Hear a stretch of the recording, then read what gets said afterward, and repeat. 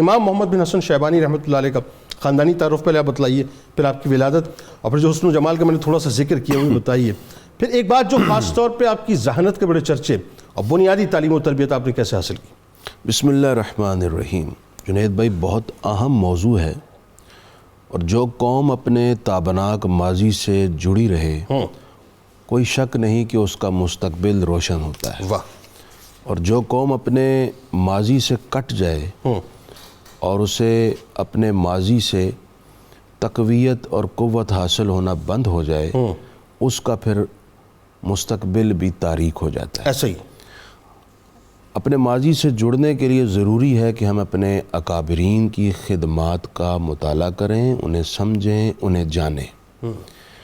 جس شخصیت کا آج ہم ذکر کر رہے ہیں دنیا اسلام کی مایہ ناز شخصیت ہے، جن کی خدمات سے صبح قیامت تک صرف مسلمان ہی نہیں بلکہ عالم انسانیت استفادہ کرتی رہے۔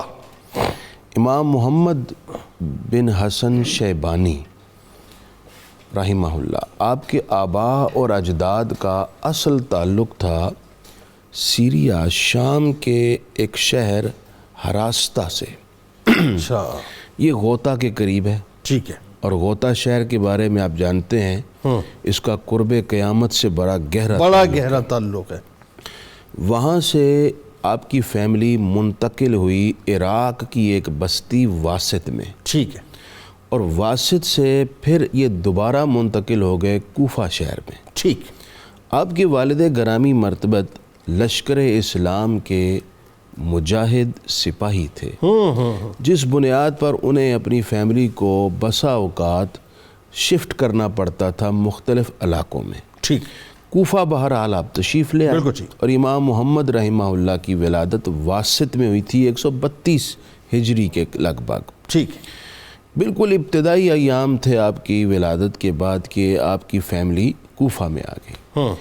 جس ماحول میں آپ نے آنکھ کھولی اس دور میں کوفہ شہر علم و فن کا مرکز تھا، اور نور علم یوں سمجھ لیجئے کہ سمٹ کر کوفہ میں محصور تھا۔ ایسا ہی ہے، ٹھیک ہے، یہ وہ وقت تھا جب کوفہ میں حضرت امام الائمہ سیدنا امام اعظم ابو حنیفہ رحمہ اللہ کا علمی طوطی بولتا تھا۔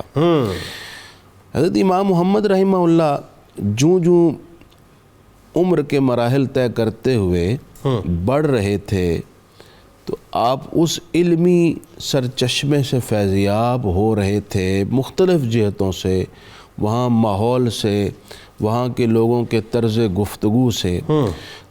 تھوڑے سے آپ بڑے ہوئے، آپ کی عمر تھی تقریباً 13 سال۔ ٹھیک ہے، آپ حضرت امام اعظم ابو حنیفہ کا چرچا سن چکے تھے، آپ کو ایک مسئلہ درپیش تھا، آپ مسئلہ دریافت کرنے آئے۔ ٹھیک ہے، یعنی آپ کے نور شعور کی روشنی آپ کے باطن کو اس قدر روشن کیے ہوئے تھی کہ اس عمر میں جب آج کی سوسائٹی میں ہمارے بچوں کو دینی شعور نہیں ہوتا، بالکل ٹھیک، کم سے عمومی طور پر، بالکل ٹھیک ہے، لیکن آپ مسئلہ کیا دریافت کرنے گئے ہیں؟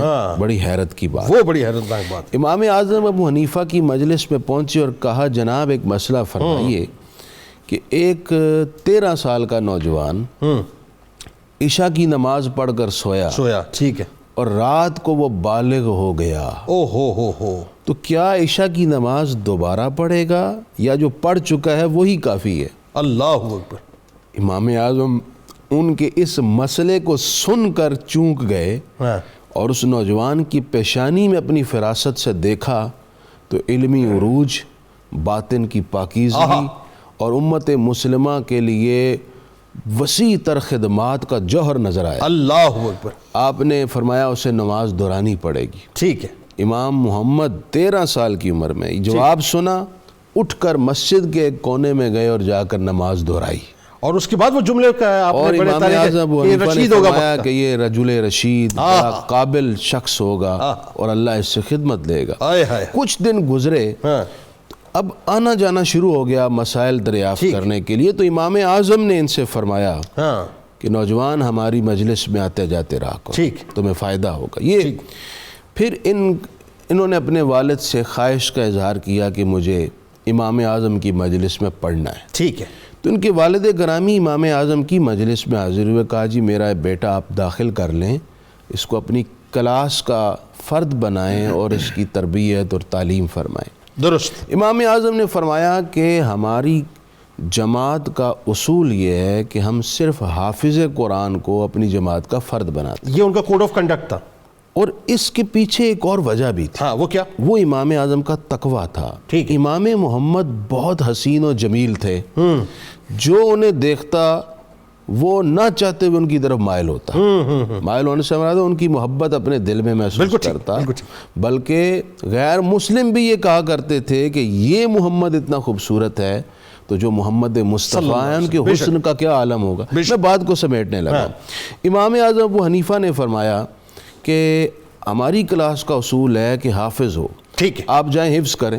ٹھیک ہے، مقصد یہ تھا کہ یہ تھوڑے سے بڑے ہو جائیں گے، ٹھیک ہے، پھر یہ کلاس میں بیٹھیں گے، ابھی یہ بچے ہیں۔ ایک ہفتے بعد والد گرامی انہیں پھر لے آئے۔ امام اعظم نے فرمایا میں نے تو کہا تھا کہ بچے کو حفظ کروائیں، پھر لائیے گا تب ہم اسے کلاس میں شامل کریں گے۔ تو امام محمد کے والد فرمانے لگے کہ میرے بیٹے نے حفظ کر لیا ہے، صرف ایک ہفتے میں قرآن حفظ کیا۔ کیسی بلا کی ذہانت اور فطانت تھی، اور اللہ نے ان کو فیاضی کے ساتھ ذہانت دے کر اس امت کا مایا ناز عالم بنا کر جو خدمات لی ہیں، آج تک ہر عالم چاہے وہ کسی بھی مسلک اور مذہب اور مشرب سے تعلق رکھتا ہو، جب وہ علم کے میدان میں شاہ سوار بنتا ہے تو بغیر مطالعہ کتب امام محمد وہ کبھی بھی اس میں کامیابی حاصل، یعنی جب وہ علم کے میدان میں شاہ سوار بنتا ہے تو یقیناً اسے ضرورت اس بات کی ہے، اس امر کی ہے کہ وہ امام محمد علیہ الرحمہ کے نقوش پاک کی پیروی کرے۔